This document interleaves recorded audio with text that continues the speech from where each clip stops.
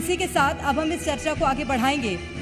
इस चर्चा का खास विषय ये है कि किस तरह से छत्तीसगढ़ में शिक्षा के स्तर को और बेहतर किया जा सकता है, शिक्षा के स्तर को और सुधारा जाए। ये सबसे महत्वपूर्ण विषय जिस पर आज हम बातचीत करेंगे और तृप्ति से चाहूंगी, तृप्ति आप इस सेशन को आगे बढ़ाएं। Over to you. शुक्रिया प्रेरणा, और आप भी इस चर्चा में शामिल हों। पहला पैनल हमारा है एजुकेशन एक्सीलेंस कॉन्क्लेव का, जो मेडिकल क्षेत्र से जुड़ा हुआ है, और मेडिकल की शिक्षा कितनी ज़रूरी होती है आज हिंदुस्तान में, ये हमने देखा है, समझा है, क्योंकि नए इनोवेशन लगातार होते हैं। तो दो खास मेहमान हमारे साथ में हैं, doctor Rakesh Mishra, medical oncologist, साथ ही पेपर प्लेन्स एजुकेशन से प्रशांत बेलचंदन जी डायरेक्टर हैं हमारे साथ में। पहला सवाल आपसे है प्रशांत जी, MBBS की पढ़ाई आपने भी की है, और फॉरेन में MBBS की पढ़ाई कैसे हो, इसकी सोच आपके भीतर कैसे आई? एक्चुअली मैं 2008 में जब MBBS करने के लिए गया था मैं, तो जाहिर सी बात है कि हम सबसे पहले देखते हैं कि यहाँ पे जिस हिसाब से मेडिकल एस्पिरेंट्स है और जितने नंबर ऑफ सीट्स है उसके बीच में बहुत ज़्यादा गैप है।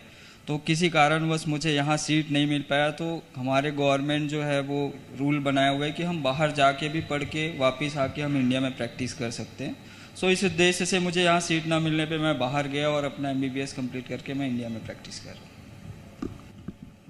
निश्चित रूप से, और ये जो प्रैक्टिस है, मैं बता दूं प्रशांत जी सिर्फ प्रैक्टिस कर ही नहीं रहे हैं, कई ऐसे युवा हैं जो कि अगर इस क्षेत्र में आगे बढ़ना चाहते हैं, उनको आगे बढ़ने में प्रयासरत भी हैं प्रशांत जी।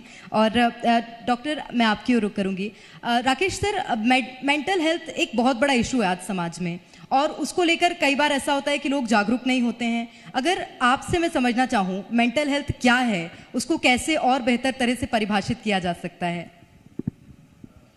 अगर मैं मेंटल हेल्थ की बात करता हूँ तो देखिए, फिजिकल हेल्थ हर कोई अवेयर है कि कभी वो फीवर आ गया, आपको चोट लग गई, पेन हो रहा है, तो आप वो सब चीज़ों को डॉक्टर से ट्रीटमेंट ले लेते हैं। मेंटल हेल्थ सबसे ज़्यादा इग्नोर करने वाली चीज़ है, मोस्टली लोग इसको इग्नोर करते हैं। ये emotional, psychological and social wellbeing है।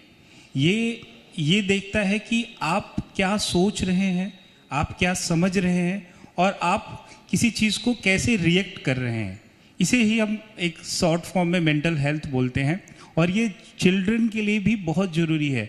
अभी हम कई बार जैसे देखते हैं, कई बड़े लोग हैं जो डिप्रेशन और बहुत सारी बातें करते हैं मेंटल हेल्थ की। अभी चूँकि सोशल मीडिया काफ़ी इवॉल्व हुआ है तो लोग इस पर बातें करते हैं, पर बच्चों के मेंटल हेल्थ के बारे में बातें थोड़ी कम हो रही हैं, तो उसे हमें बढ़ाना है।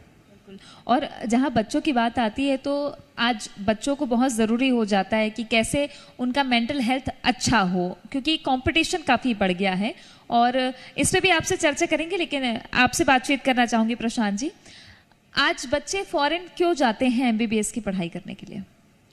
देखिए, इसके लिए हमें सबसे पहले बेसिक जो चीज़ें हैं उसको समझना बहुत ज़रूरी है।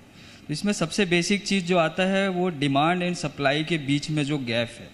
जैसे कि मैं इस साल की बात करूं तो लगभग 23 लाख स्टूडेंट नीट के एग्ज़ाम में अपीयर किए थे।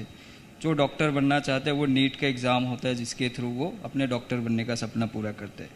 सो 23 लाख स्टूडेंट अपीयर किए, जिसमें अगर हम सीट देखें तो अप्रॉक्स 45-50,000 हमारे पास में गवर्नमेंट की सीट है, और लगभग 45-50,000 हमारे पास में प्राइवेट की सीट है।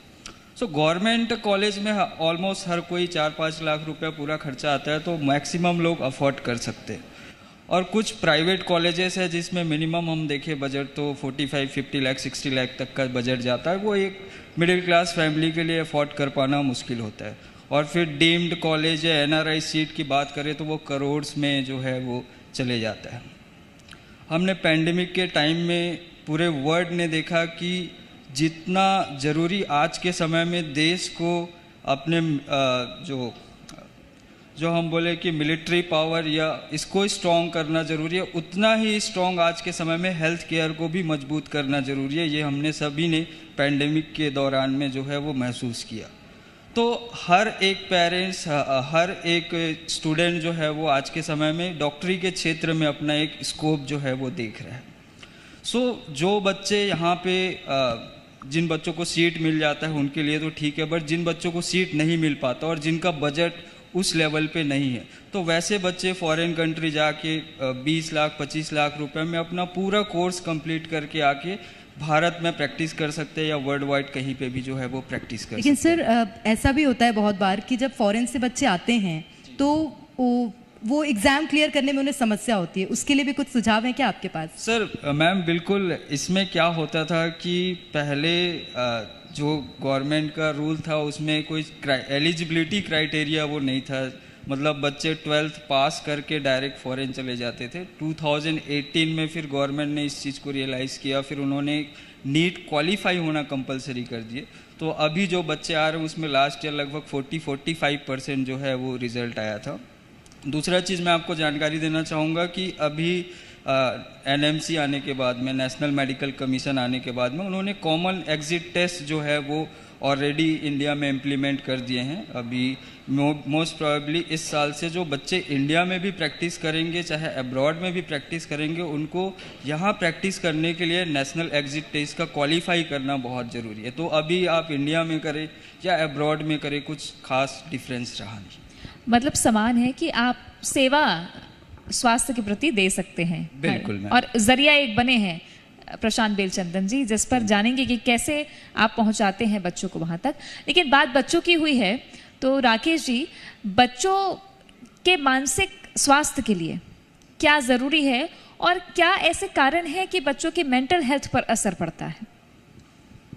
बच्चों के मानसिक स्वास्थ्य के लिए सबसे ज़रूरी है कि पेरेंट्स को इस बात का ध्यान देना कि बच्चे का जो समय है वो प्रॉपर डिवाइड हो।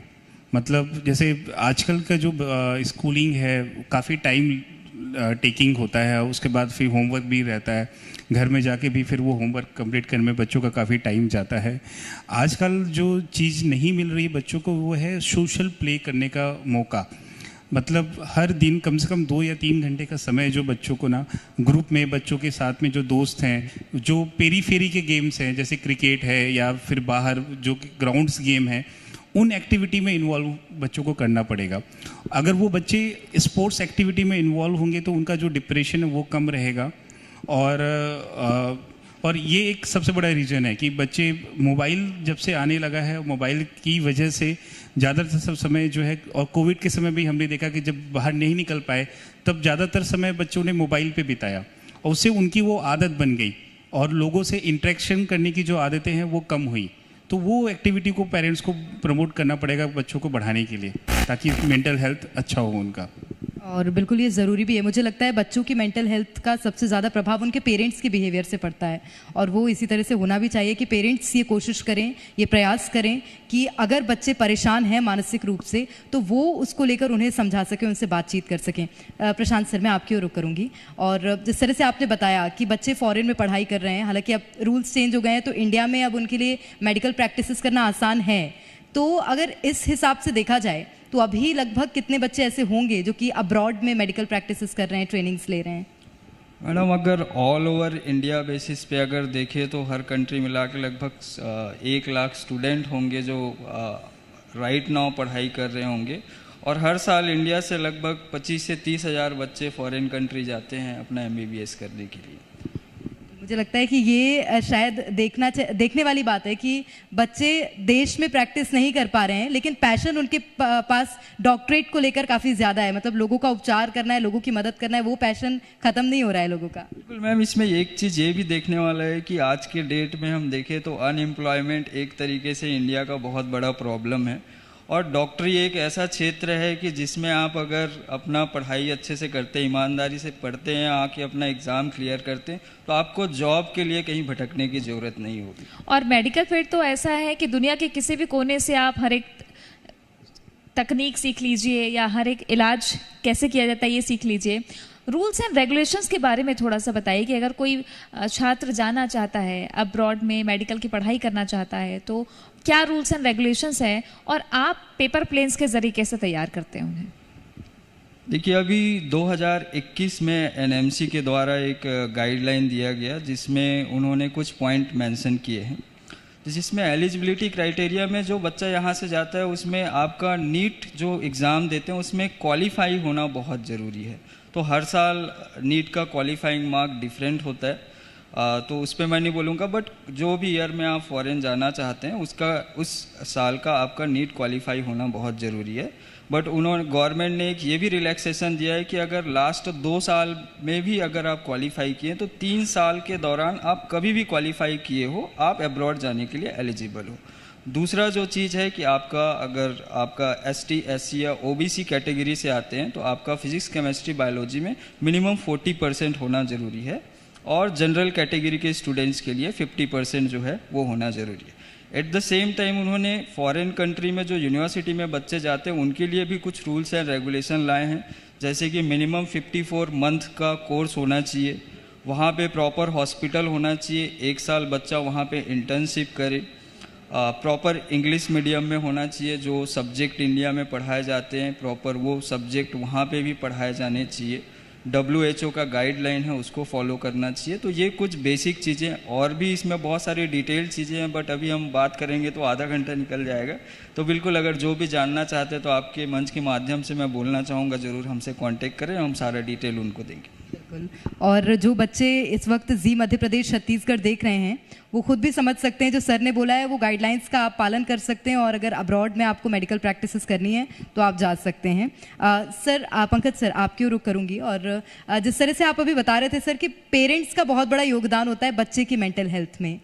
बहुत सारे पेरेंट्स यहाँ बैठे हैं, वो भी सोच रहे होंगे कि बच्चा मेंटली परेशान है, इस बात का पता कैसे लगाया जाए?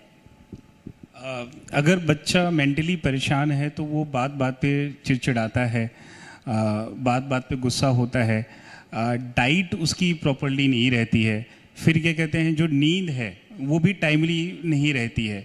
तो पेरेंट्स को इन सब बातों को ध्यान देना है कि अगर ऐसी भी कोई भी लक्षण बच्चे में दिख रहे हैं तो वो तुरंत उसको आइडेंटिफाई करें और उससे बात करें, बात करने की कोशिश करें। कई बार माँ बाप के बीच की जो झगड़ा है वो भी बच्चों पर असर दिखाता है, तो अगर वो झगड़े होते हैं तो उनको भी बंद करने की कोशिश करें ताकि बच्चे के मेंटल हेल्थ पर असर ना पड़े। और अगर बच्चे को ऐसे कोई भी सिम्टम्स दिख रहे हैं तो बच्चे से बात करें। हर बात का इलाज डांट नहीं है। अगर बच्चा खाना नहीं खा रहा है या फिर चिड़चिड़ा रहा है, गुस्सा कर रहा है, तो आप भी डांटेंगे तो वो और चिड़चिड़ापन होगा। तो उसको प्यार से बैठ के बात करेंगे। कुछ गुड हैबिट्स हैं जिसको हम स्टार्ट कर सकते हैं, जैसे एक मुझे याद है पुराने समय में क्या होता था कि सब बच्चे, पेरेंट्स और सब लोग साथ में बैठ के खाना खाते थे। तो जो डिनर टाइम होता है वो दीजिए, ये एक गुड हैबिट है। बच्चा साथ में बैठ के जब खाना खाता है, सब लोग साथ में बैठते हैं तो अपनी बातें शेयर करते हैं। उस समय हम मोबाइल लेके बैठे रहते हैं, तो वो एक उस चीज़ को भी हम अवॉइड कर सकते हैं। आजकल तो ये भी हो गया ना सर कि बच्चे बोलते हैं कि दोस्तों को उससे शेयर करेंगे, मम्मी पापा से शेयर नहीं करेंगे। ऐसा होता है क्या? नहीं, अभी भी है। अब अक्सर होता है कि बच्चे किसी ना किसी के क्लोज रहते हैं। जैसे अगर डॉटर है तो वो फादर के क्लोज रहती है मोस्ट ऑफ द टाइम, और बेटा है तो वो मदर के क्लोज रहता है। तो उनको एक बार इनिशिएटिव लेना पड़ेगा, बच्चों से बात करना पड़ेगा। क्योंकि हो क्या रहा है कि अगर ये एंजाइटी, डिप्रेशन और जो इम्पेयर्ड मेंटल हेल्थ की वजह से ना, जो एडोलसेंट एज के बच्चे हैं, जो 12 से 15 साल के बच्चे हैं, ये ना नशे की तरफ भी जा रहे हैं, और ये नशा आगे चल के उनको बहुत तकलीफ क्रिएट करेगा। एक ग्लोबल एडल्ट सर्वे है जिसमें देखा गया है कि जो छत्तीसगढ़ में जो बच्चे हैं जिसमें टोबैको एडिक्शन है वो 18 वर्ष की कम आयु से ही स्टार्ट हो जाता है। करीब 14-15 साल के बच्चे गांव में चालू कर देते हैं गुटखा वगैरह, जो आगे चल के उनको कैंसर जैसी गंभीर बीमारियां भी कराता है। अच्छा, बीइंग एन ऑन्कोलॉजिस्ट, आप क्या कहना चाहेंगे कि ये शुरुआत कैसे हो जाती है? आपने अभी एक आंकड़ा बताया कि बच्चे ऐसे उस एज में चले जाते हैं, तो कौन से ऐसे शुरुआती लक्षण होते हैं कि हम पहचानें कि यहाँ पे सावधानी बरतनी ज़रूरी है? और दूसरा इससे जुड़ा मेरा सवाल ये है कि बच्चों की मेंटल हेल्थ पर हमको ध्यान देना है, तो आजकल हम एक बड़ी समस्या होती है कि बड़ा आइसोलेटेड रहना चाहते हैं बच्चे, चाहे वो छोटे बच्चे क्यों नहीं, मोबाइल में भले 1 घंटा दे दिए उनको। तो ये ऐसे कौन से पॉइंट्स हैं जिस पर बहुत ध्यान देने की ज़रूरत है? देखिए पहले तो स्क्रीन टाइम को लिमिट करना बहुत ज़रूरी है, चाहे वो छोटे बच्चे हों चाहे वो बड़े बच्चे हों। तो स्क्रीन टाइम को लिमिट कीजिए, आधे घंटे 1 घंटे में से ज़्यादा नहीं होना चाहिए। पेरेंटिंग कंट्रोल होना ज़रूरी है, क्योंकि मोबाइल पे कंटेंट हर तरह का अवेलेबल है। जो बच्चों को उस एज ग्रुप में नहीं भी देखना चाहिए वो भी कंटेंट अवेलेबल है बच्चों को। तो स्क्रीन टाइम को अवॉइड करना है। अगर बच्चा ज़्यादा चिड़चिड़ा रहा है या गुस्सा ज़्यादा हो रहा है तो उससे बात करना ज़रूरी है, और उसके साथ बैठ के उस चीज़ को आइडेंटिफाई करना ज़रूरी है। इस बात को ध्यान रखना ज़रूरी है कि बच्चे नशा तो नहीं कर रहे हैं। अगर बच्चे कुछ नशा कर रहे हैं, ये बच्चों को पेरेंट्स को पता चल सकता है। अगर जो दांत रेगुलरली जैसे आप ध्यान देंगे दांतों में, तो जो गुटखा खाते हैं उनके दांतों पे निशान रहते हैं, तो वो उसको आइडेंटिफाई करके आप पकड़ सकते हैं कि बच्चा कहाँ कर रहा है। और थोड़ा सा ऑब्जर्वेंट रहना ज़रूरी है बच्चों के लिए। बिल्कुल, और ये ज़रूरी है क्योंकि बच्चे दिग्भ्रमित ना हों, ये जिम्मेदारी पेरेंट्स की हो जाती है। प्रशांत जी, आपकी ओर रुख करूँगी। और जिस तरह से सर आप बता रहे थे कि बहुत से ऐसे बच्चे इंडिया से कम 25 से 30 हज़ार बच्चे ऐसे हैं जो कि हर साल फॉरेन में पढ़ने के लिए जाते हैं। बच्चों को अब्रॉड में MBBS चूज़ क्यों करना है सर? इसके पीछे कोई ठोस वजह है क्या? क्योंकि बहुत बार तो पेरेंट्स भी बोल देते हैं नहीं आया मेरिट लिस्ट में नाम तो रहने दो, MBBS मत करो, फार्मेसी में चले जाओ। देखिए, अभी मेंटल हेल्थ पे बात हो रही है तो मैं इसी पे कुछ ऐड ऑन करके इस टॉपिक को कवर करना चाहूँगा। जैसे कि हम जानते ही, मैंने जैसे ही बताया कि कितना टफ कंपटीशन है। आप 23 लाख स्टूडेंट में आपको 50,000 सीट गवर्नमेंट सीट है, उसके लिए आप लड़ाई कर रहे हैं। तो ये सब चीज़ों में क्या होता है कि बच्चे 3 साल 4 साल कोचिंग करते हैं, और हम जानते हैं कि लगभग 2-3 साल अगर वो फोकसली स्टडी करता है उसके बाद में एक डाउनफॉल आना स्टार्ट हो जाता है। प्लस पेरेंट्स के तरफ से भी बच्चों को बहुत दबाव रहता है कि वो एग्जाम्पल देते हैं कि उनके बच्चे देखो यहाँ गवर्नमेंट मिल गया, वहाँ गवर्नमेंट मिल गया। But at the same time parents को अपने बच्चे की कैपेबिलिटी भी समझना बहुत ज़रूरी है कि हम उस पर ओवर प्रेशर ना करें, क्योंकि हम हर साल न्यूज़ देखते हैं कि कोटा में इतने बच्चों ने सुसाइड किया, कोई ये चीज़ हो गया।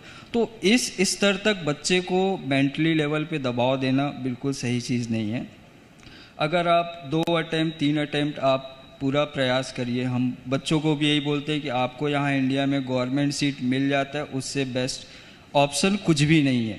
बट आपका उस लेवल पे स्कोर नहीं आ रहा है, आप 3 बार 4 बार ऑलरेडी आप अटेम्प्ट दिला चुके हो, और आपका बजट है कि आप 20-25 लाख रुपए अपने MBBS की पढ़ाई में इन्वेस्ट कर सकते हैं, या आज के टाइम में एजुकेशन लोन भी अवेलेबल है। अगर आपके पास में पूरा फंडिंग नहीं है तो गवर्नमेंट की तरफ से लोन भी मिलता है। तो बार बार प्रयास करने के बजाय उनको अब्रॉड चूज़ करके अपने डॉक्टर बनने का सपना पूरा करना चाहिए। पेरेंट्स के लिए क्या मैसेज देंगे आप कि क्या बेहतर विकल्प है? क्या वाकई में अब्रॉड में MBBS की पढ़ाई करना आज के तारीख में बेहतर विकल्प है? जी, जैसे कि मैं अभी बहुत सारे चीज़ें बताया, मैं ज़रूर बोलूँगा कि जिनको डॉक्टर बनने का सपना है, मैं ये नहीं बोलूँगा कि पेरेंट्स ज़बरदस्ती अपने बच्चे को फ़ॉरेन भेजें, लेकिन अगर बच्चे के मन के अंदर में जिद है, उसको डॉक्टर बनने का इंटरेस्ट है, बट किसी कारणवश उनको इंडिया में सीट नहीं मिल पा रहा है, तो आज के डेट में आप चाहे इंडिया से करो या अब्रॉड से करो, आपको एग्ज़िट एग्ज़ाम दिलाना है। मतलब आपको पढ़ाई करना है, आइदर आप इंडिया में करो या अब्रॉड में करो। आप साल में 3 महीने की छुट्टियां होती है जिसमें बच्चे इंडिया आ जाते हैं, और वहाँ पे भी कॉलेज में आजकल फॉरेन में भी कुछ इस तरीके के कॉलेजेस हैं जहाँ पे पूरा इंडिया के स्टैंडर्ड का उन्होंने डेवलप किया। जैसे कि इंडिया के टीचर्स हैं वहाँ पे, सारे टीचर्स, जो बुक्स हैं वो सारे इंडिया में जो बुक्स फॉलो होते हैं वही बुक्स से बच्चों को पढ़ाते हैं। जो नेक्स्ट एग्ज़ाम का ट्रेनिंग है उसके लिए इंडिया से टीचर्स जाके वहाँ पे पूरा बच्चों को 19 सब्जेक्ट का प्रिपरेशन करवाते हैं।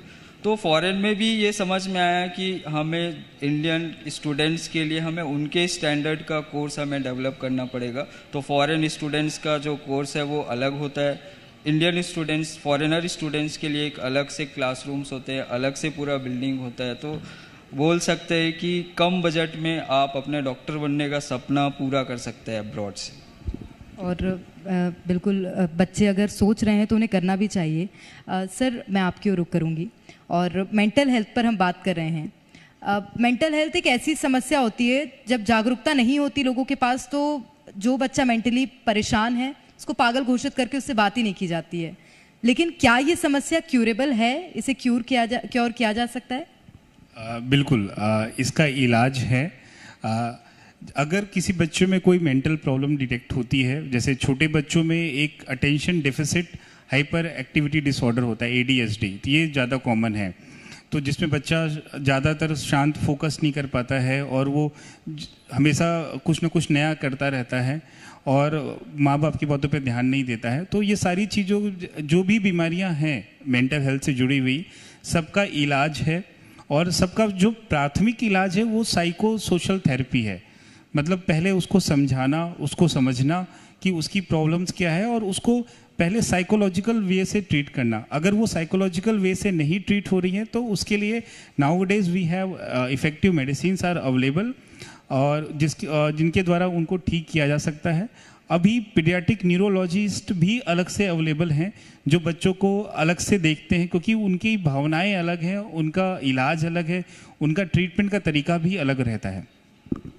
अच्छा, एक सवाल मेरा ये भी है कि संजीवनी हॉस्पिटल बच्चों की हेल्थ को लेकर के भी लगातार कैंपेनिंग करता है क्या? जैसे आप यहाँ पे बच्चों की मेंटल हेल्थ पे ज़्यादा फोकस कर रहे हैं, तो ऐसे में क्या भूमिका आप लोगों की रहती है ऑन्कोलॉजिस्ट के तौर पर भी? As a oncologist in Sanjeevani cancer अस्पताल में हम हर तरीके के बच्चे भी देखते हैं। मतलब मेरे पास 6 महीने के बच्चे जिनको कैंसर है और 18 साल तक के बच्चे हैं हमारे पास। तो उनके इलाज के दौरान भी हमें बहुत सारी तकलीफ होती है, मतलब देखना पड़ता है, क्योंकि वो नॉर्मल पेशेंट नहीं होते हैं। उनकी खुद की इमोशनल ब्रेकडाउन्स होते हैं, क्योंकि वो प्रिपेयर नहीं होते हैं कि इस यंग एज में मुझे ऐसी बीमारी हो। तो उनको मेंटली उनको कई बार साउंड करना पड़ता है, उनको उनसे बात करना पड़ता है आपको सॉल्व करने के लिए। और जो बच्चे ठीक हो जाते हैं उनको आगे चल के जो नॉर्मल बच्चे जैसे ही वो बिहेव करें, उसके लिए भी आपको प्रयास करना पड़ता है। जब भी वो बात आते हैं, हर बार आपसे बात करते हैं, तो आपको उनको सोशल मोटिवेट करना पड़ता है ताकि वो नॉर्मल बच्चों जैसा ही compete कर सकें। और ऐसे कई बच्चे हैं जो आज के समय में अच्छा कर रहे हैं, हमारे अस्पताल में ट्रीट किए हुए बच्चे जो बिल्कुल नॉर्मल लाइफ जी रहे हैं। और बहुत बार ऐसा होता है कि काउंसलिंग भी सर बहुत इम्पैक्ट डालती है बच्चों के मेंटल हेल्थ में, और मुझे लगता है बच्चों को बीच बीच में काउंसलिंग पेरेंट्स को दिलवानी भी चाहिए, या खुद भी पेरेंट्स उनसे बातचीत ऐसे कर सकते हैं जिससे बच्चे अगर परेशान हैं तो उनसे बात करके उसे सॉर्ट किया जा सके। प्रशांत जी, ये मेरा पर्सनल सवाल कह सकते हैं सर आप। जब से मैंने आपकी संस्था का नाम सुना है पेपर प्लेन्स, तब से दिमाग में आ रहा है कि ये नाम बड़ा इंटरेस्टिंग है, इसके पीछे कोई मंशा थी क्या विशेष? जी बिल्कुल, जैसे कि हम बचपन में लगभग सभी स्टूडेंट्स को देखते हैं कि हम पेपर से कुछ प्लेन बनाते हैं और उड़ाते हैं। तो हमेशा जब भी बच्चा उड़ाता है तो वो उसमें कुछ एक सपना देखता है कि या मुझे पायलट बनना है या कुछ एक उड़ान, जीवन में कुछ उड़ान। वहाँ से एक आइडिया आया कि जो बचपन की चीज़ें हैं हम उसको कनेक्ट करें और इस कंपनी के नाम से हम इसको रजिस्टर किया। और ये बहुत क्रिएटिव नाम है शायद, क्योंकि बचपन में जो सपने देखे उनको बड़े होकर कैसे साकार करना है वो ये संस्था पूरा करती है बच्चों के सपनों को। बहुत शुक्रिया सर आप दोनों का ही हमारे साथ बातचीत करने के लिए। बहुत बहुत धन्यवाद। और मैं पूरे जी मीडिया को भी बहुत बहुत धन्यवाद देता हूँ कि जो आप लोगों ने हमें मंच दिया अपनी बात रखने के लिए। Thank you so much.